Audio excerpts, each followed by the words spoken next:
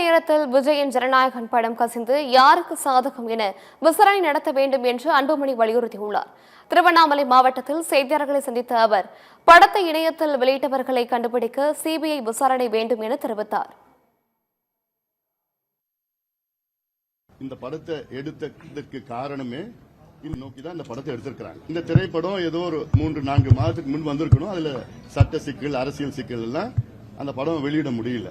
இப்போ தேர்தலுக்கு 10 நாளுக்கு முன்பு இந்த படம் அது ஹெச்டில 7GB முழுமையா கரெக்டா தேர்தலுக்கு 10 நாளுக்கு முன்பு வெளியிடுறாங்கன்னா அது யார் வெளியிட்டான்னு தெரியல.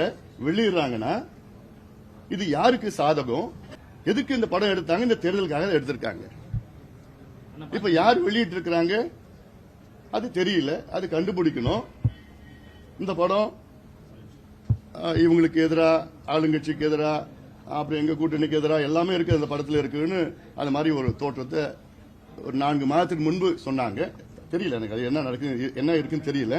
இதுல சிபிஐ விசாரணை வேணும்.